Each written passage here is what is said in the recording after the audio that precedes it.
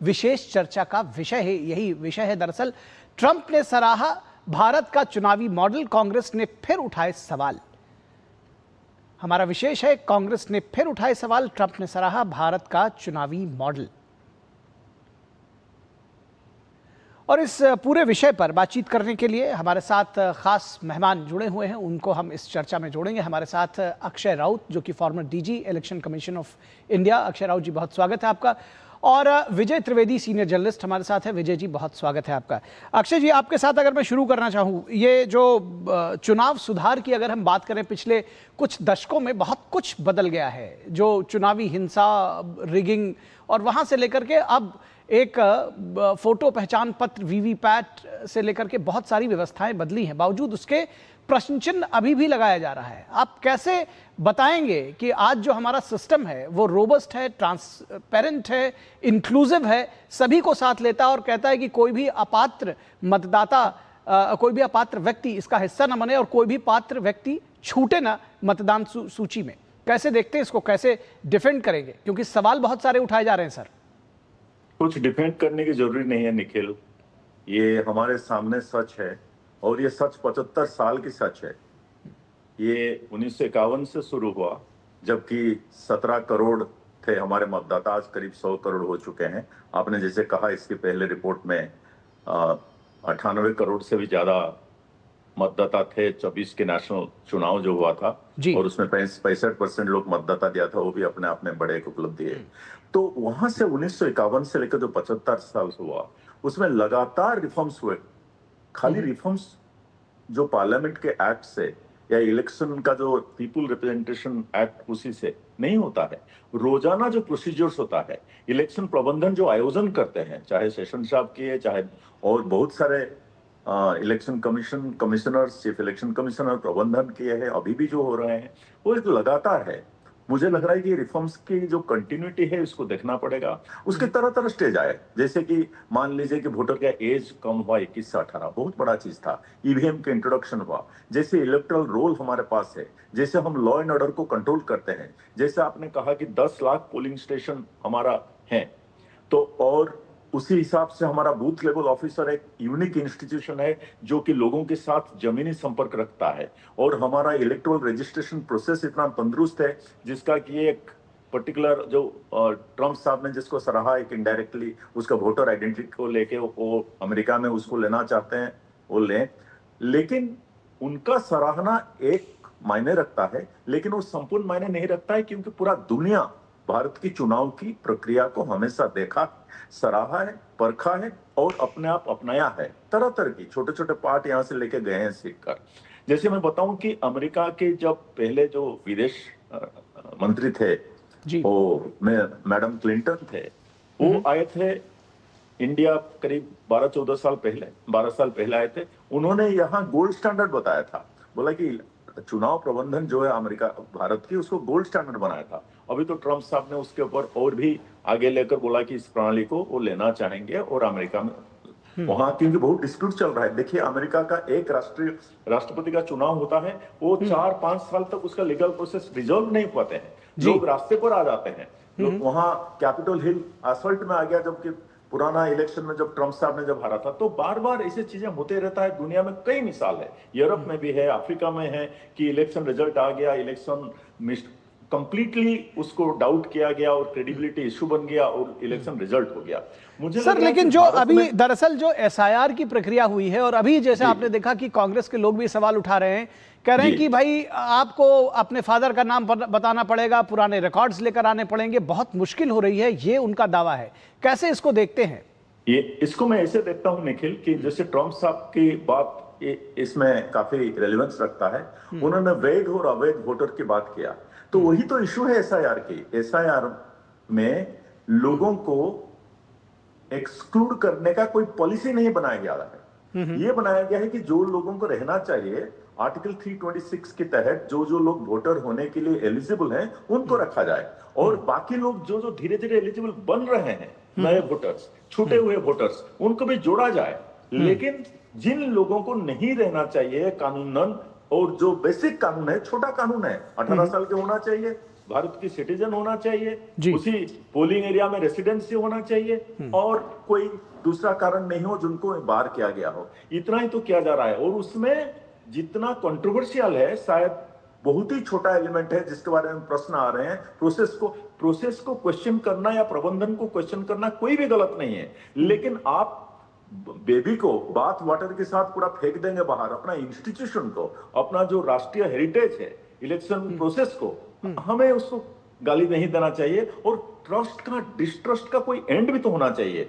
जितना मुझे लग रहा है कि देश में डिस्ट्रस्ट का माहौल हो रहा है, जिससे एक दूसरा इंस्टीट्यूशन के ऊपर भरोसा, अपना डेमोक्रेटिक प्रोसेस के ऊपर भरोसा और अपना डेमोक्रेसी के ऊपर भरोसा, ये अगर कायम नहीं रहेगा, मुझे लग रहा है कि हमारा सिटीजनशिप, हमारा कंट्री का बहुत बेसिक फाउंडेशंस बहुत हिल जाएगा। वो नहीं होना चाहिए। आप इलेक्शन के बाद, इलेक्शन में आपका जो कंप्लेन है वो कंप्लेन को उजागर करना चाहिए, रास्ते में, पार्लियामेंट में, इलेक्शन प्रबंधन के सामने, कोर्ट के सामने आना चाहिए, इसमें कोई गलती नहीं है। लेकिन एक सीमा है जिसके बाद आप पूरा फाउंडेशन को हिलाने का कोई बात हो रहा है तो वो नहीं होना चाहिए, वो हो रहा है। और एसआईआर का प्रोसेस तो वही है, तो इंक्लूड उसको करो जो इंक्लूड होना चाहिए, एक्सक्लूड उनको करो जो एक्सक्लूड होना जरूरी है। उसी बारे में जो शुद्धिकरण है, प्यूरिफिकेशन ऑफ इलेक्टोरल रोल, वो आज की बात नहीं है, प्रोसीजर अलग हुआ, लेकिन बात तो यही तो है स्ट्रेंथ। ये तो दुनिया जो सीख रहा है, भारत यही तो सीख रहा है। प्योर इलेक्टोरल रोल एक चीज सीख रहे हैं और उसी एसआईआर उसी का ही बात है।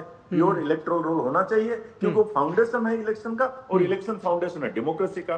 तो उसको आप लोग, बाकी इलेक्शन कमीशन का स्वायत्ता है कि वो प्रोसीजर कैसे होगा वो खुद डिसाइड करें। इस बार उन्होंने एसआईआर को अपनाया और सुप्रीम कोर्ट ने उसके ऊपर मोहर भी लगा दिया। जी, तो आपकी बात से ही इस बात को आगे बढ़ाएंगे, विजय त्रिवेदी जी के पास आएंगे। विजय त्रिवेदी जी, जैसे कि अभी अक्षय राउत जी ने कहा कि दरअसल पूरी फाउंडेशन को हिलाने की बात है, आप चुनाव आयोग के ऊपर प्रश्न चिन्ह जरूर लगाइए, लेकिन उसके साथ में कुछ वैध जवाबदेही आपकी भी बनती है, सवाल भी वाजिब होने चाहिए, सबूत भी लेकर आइए, क्योंकि इस तरह से सिर्फ राजनीतिक कारणों की वजह से अगर इस तरह के आरोप लगाए जाते हैं, कैसे आप इसको देखते हैं कि क्या ये सारे आरोप राजनीतिक हैं या इसमें कुछ भी दम दिखता है?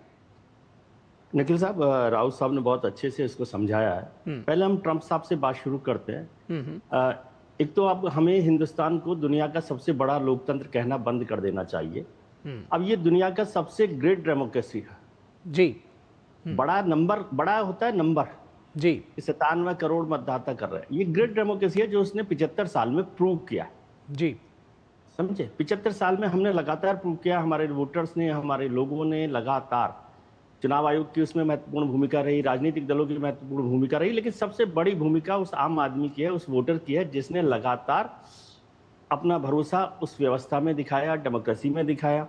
तो क्या ये जो अभी वर्तमान व्यवस्था है, राजनीति जो है, वो उसी व्यवस्था पर चोट पहुंचाने की कोशिश कर रहे हैं कुछ एक वर्ग या कुछ पार्टियां, क्योंकि उनको चुनावों में जीत नहीं मिल रही है, यानी कि जो पूरी व्यवस्था है उसको हार जीत के चश्मे से देखा जा रहा है? ये आरोप ठीक है कि वो हार जीत के चश्मे से देख रहे हैं, लेकिन ऐसा नहीं है कि वो नहीं जीत रहे, वो भी जीत रहे हैं। वहां जीतते हैं, वहां नहीं बोलते हैं। जिन राज्यों में जीत रहे, ऐसा तो है नहीं कि जीत नहीं रहे, ये कहना ठीक नहीं है। जीत रहे हैं, वो अलग अलग राज्यों में उनकी सरकारें भी बन रही है, वहां पर वो चुप्पी रहती है। लेकिन सवाल उठाने को भी इतना पर्सनल नहीं लेना चाहिए इलेक्शन कमीशन को। एसआईआर के मसले पर जो बात हुई, एसआईआर से बहुत सारा बदलाव हुआ, लेकिन जो वोटर्स को कोई परेशानी हो रही है, क्या इलेक्शन कमीशन उसमें सुधार कर सकता है, उनको ज्यादा परेशानी ना हो, इस बात को ध्यान रखा जाए। और जो वोटर जेन्युइन है वो हर हाल में वोटर लिस्ट में, इलेक्टोरल लिस्ट में रहे, इस पर भी काम होना चाहिए। मुझे लग रहा है कि इलेक्शन कमीशन ने राजनीतिक दलों, जैसे जुडिशरी में कहा जाता है, जुडिशरी वाले लोग राजनीतिक आरोपों को गंभीरता से या अनसुना करते हैं, अपने फैसलों पर उसका असर नहीं डालते। ऐसे इलेक्शन कमीशन को भी उसी तरह से काम करना चाहिए। ये 1-on-1 रिएक्शन पॉलिटिकल पार्टीज के नहीं होने चाहिए। और इलेक्शन कमीशन देखे कि अगर कोई राजनीतिक दल किसी बात को कह रहा है, ये जनता भी कह रही है, तो उसमें कोई सुधार हो सकता है।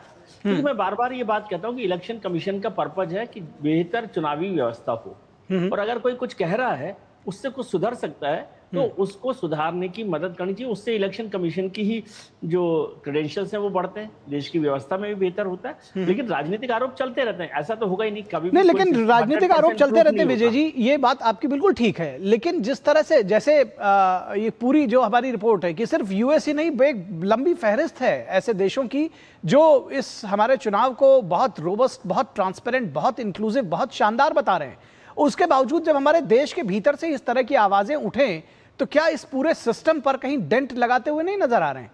तो सवाल अगर आप उठाएं तो उसके साथ में वैलिड रीजंस भी होने चाहिए, कुछ सबूत भी होने चाहिए, क्योंकि वैसे तो आप पूरी व्यवस्था में एक बड़ी लार्जर इंटरेस्ट पब्लिक का रहता है, उसके ऊपर कहीं ना कहीं संदेह का घेरा पैदा कर रहे हैं।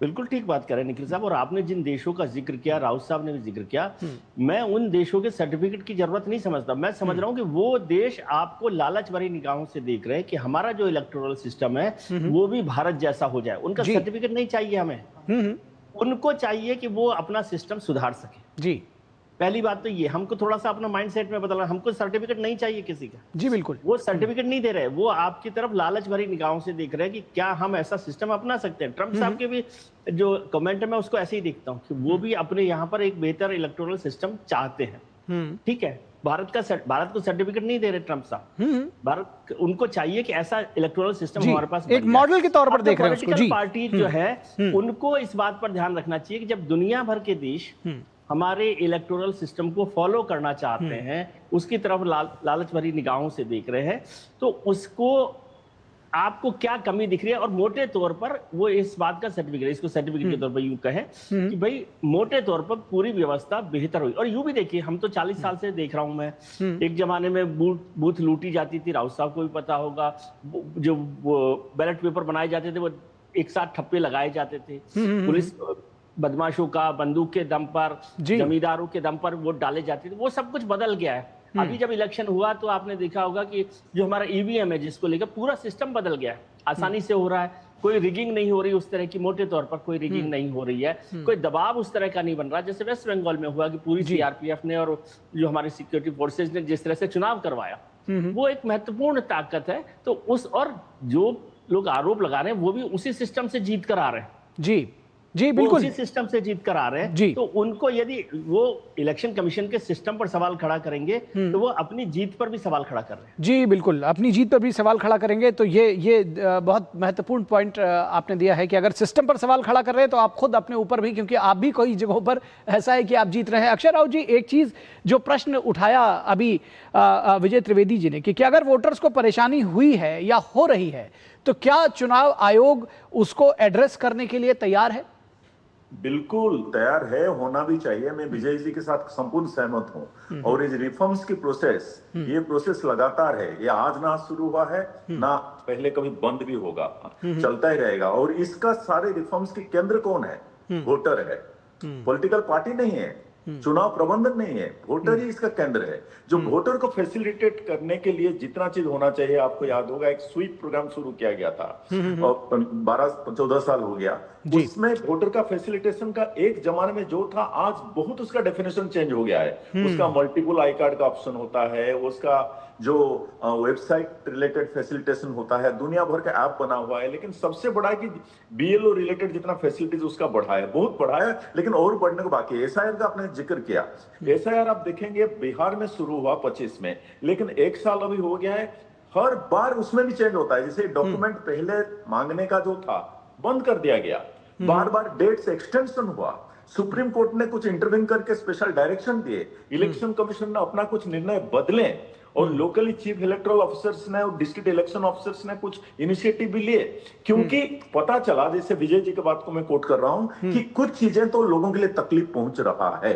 तो उसको ठीक करने के लिए हमेशा चल रहा है। और उसके साथ फाउंडेशन जो कंप्लेंट जो हम बोल रहे हैं कि हम चुनाव के रिजल्ट को नहीं मानते हैं, जब हम जीत गए तो सेलिब्रेट भी कर रहे हैं, तो ऐसे नहीं होना चाहिए कि हमारा इलेक्टोरल प्रोसेस, हमारा डेमोक्रेटिक प्रोसेस को हम अपने क्वेश्चन करके जैसे बेबी को बाथ वाटर के साथ फेंक दें, ऐसे नहीं करें। हम ऐसे करें सुधारने के लिए। और इसने सही कहा, इलेक्शन कमीशन को भी इंट्रोस्पेक्ट करना चाहिए, आगे आगे रिफॉर्म्स को बढ़ाना चाहिए, सारे इंस्टीट्यूशन करना चाहिए, पॉलिटिकल पार्टीज को अच्छी तरह करना चाहिए, और वोटर्स को भी नजर रखना चाहिए कि क्या सही है क्या गलत, क्योंकि वोटर फाइनली डिसाइड करता है क्या चीज अच्छे से काम कर रहा है क्या नहीं काम कर रहा है, और वो वोटिंग में उसको रिफ्लेक्ट करता है। तो मुझे लग रहा है ये सब मिलके एक रिफॉर्म्स के राह पर चलते रहें। जी जी जी जी बिल्कुल, हम सब मिलकर रिफॉर्म्स की राह पर चलते रहें और जो प्रश्न राजनीतिक हैं उनके भी उत्तर मिलने चाहिए, लेकिन ये भी बहुत ज़रूरी है कि वो सिर्फ राजनीतिक प्रश्न इसलिए ना उठाए जाएं कि कहीं कहीं पर उनकी हार हो रही है, कहीं वो जीत रहे हैं, वहाँ पर वो चुप्पी उन्होंने साध रखी है। व्यवस्था का सवाल है, व्यवस्था में आप भी हैं और उस व्यवस्था का लाभ सबको मिलना चाहिए। ये जो पूरा सिस्टम है इस पर प्रश्न ना उठाए। बहुत शुक्रिया आप दोनों लोगों का, विजय जी आपका और अक्षय राउत जी आपका हमारे साथ जुड़ने के लिए। और यहाँ रुकेंगे एक छोटे